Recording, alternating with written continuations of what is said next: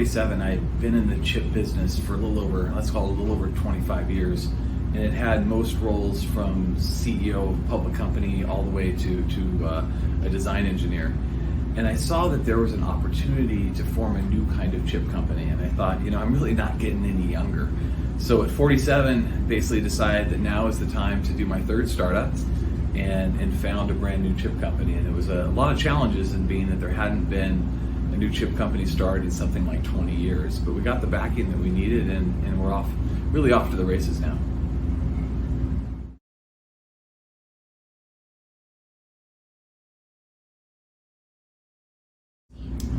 So in 2017, we were really 4 guys in PowerPoint, and fast forward the 5 years since then, we're up to close to 100 employees. We've raised about $120 million, and we've shipped a little over 20 million units, and we're quite happy with the success so far. We're in devices as small as earbuds to as large as automobiles. And we started off with this goal to make AI a truly pervasive technology, and I think that we've really taken the first steps. I mean, they may be baby steps, but we're definitely heading in the right direction.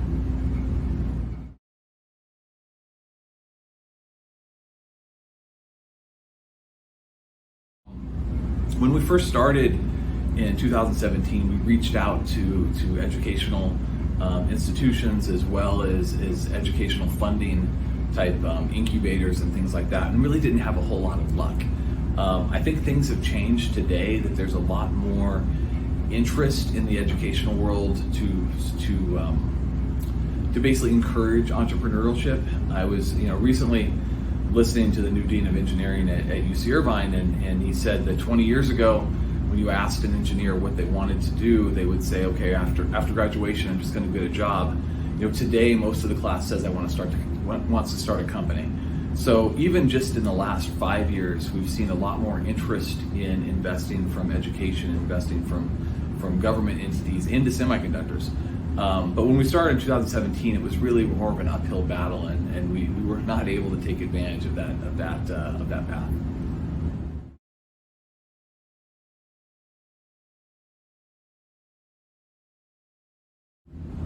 Partnering with VCs is probably one of the most important decisions that any entrepreneur will make. The VCs obviously can support you with the funding that you need to run your company. I mean, if there's no funding coming in, the company comes to a halt very, very quickly. But you really need to look for partners that are very interested in the success of the company and also success of the management team. When you look at VCs, it's very important to see people that have the history. They know the ups and the downs, and they can really be a nice sounding board. We were quite fortunate today. Syntiant has the pleasure of being with a good number of really tremendous venture capitalists, strategic VCs such as Intel, Microsoft's M12, Bosch, Applied Materials, Amazon. So many of the corporate VCs are backing Syntiant, as well as we have a good number of financial VCs such as Atlantic Bridge, that's really an expert in semiconductors, as well as Sunstone that we're here working with today.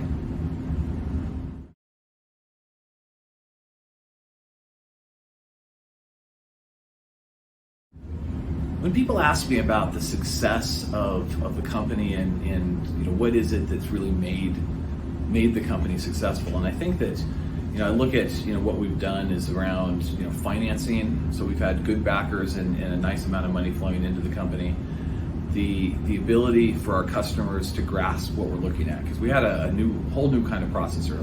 Let's bring AI to edge devices that really hadn't seen AI before, and then we put it together with a management team that has really that has done this before. I mean, the company is made up of people that have been working in the industry and have shipped billions of chips into almost every area. But I think you can still fail with all of those things. The most important aspect, I think, is really grit. And if you take away all of the other variables, startups, you get hit a lot. And every day there's a crisis somewhere, and if 4 o'clock rolls around and you haven't found the crisis, you should get off your seat and go find it. And the key to success with any business, and maybe it's other things in life, is really the grit. It's how quickly can you get yourself off the ground, back into the game, and keep up the fight. I think most startups probably fail, but because they reach some point that they just can't fight any longer. And that's really the key between the companies that succeed and the companies that fail, are the ones that have that grit and can keep the fight going regardless of how hard they get hit.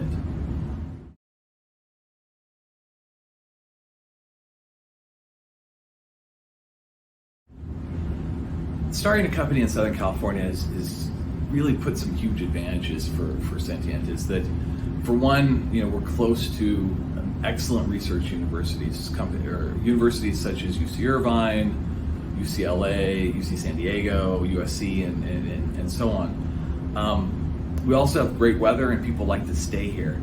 One of the nicest things though about it has been that there is a ecosystem of technology companies that we can hire and recruit from, and that people like to stay here.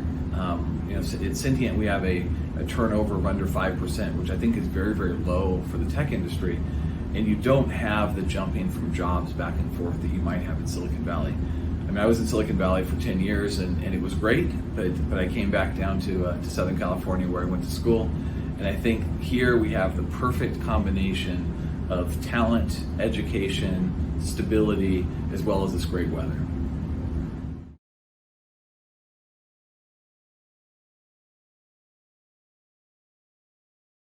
When I look at artificial intelligence, it's really a new kind of programming paradigm. You'd program, sometimes object-oriented, sometimes just writing if-then else statements, things like that.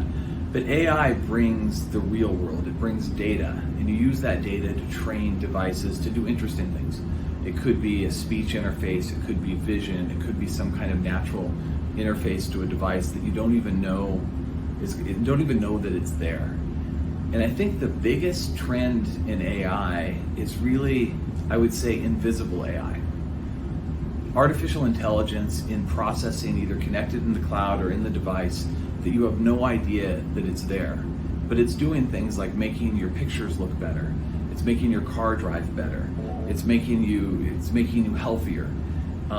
Every aspect of our life, AI can benefit from. It could be effectively your digital buddy that you don't even know that's there, but it's helping you do different things. And it could be, anything from cooking to health to what you're doing at work.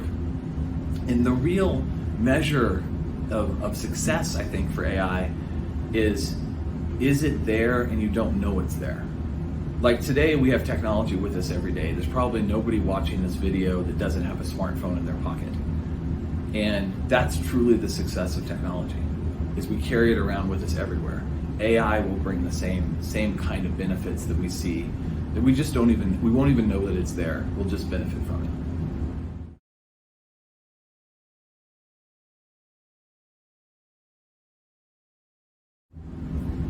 We're quite fortunate to live in a time in the US that the government is recognizing the importance of semiconductors. When we look at the CHIPS Act that was just passed a few days ago, it's really targeting towards people that are building semiconductor equipment, as well as people that are building fabs, basically large buildings or manufacturing facilities to build semiconductors. All of these things are going to benefit our industry greatly. And now we're exploring how can fabless companies, or specifically startup fabless companies, such as Syntiant and others in our area, how can we benefit from the CHIPS Act either directly through funding or riding on the coattails of these fabs that are building these new technologies in the United States. Right now, I think the jury is still out exactly what the details are going to be, but I think it's going to be very, very good, for our industry overall.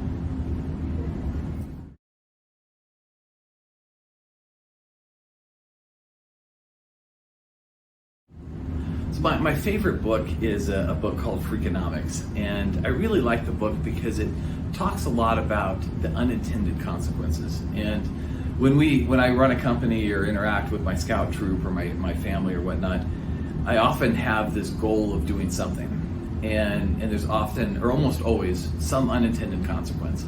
And the book Freakonomics has a bunch of these. They take some political statement, some bill, whatever the law is, and then talk about the unintended consequences. And I really found that quite interesting. And if you take that step, that kind of way of thinking, saying, okay, I'm going to do this. My goal is A, but what are the unintended consequences? What's going to happen? What is B, C, and D that's going to come out of this? I think it's a very good way of looking at the world and seeing how things happen.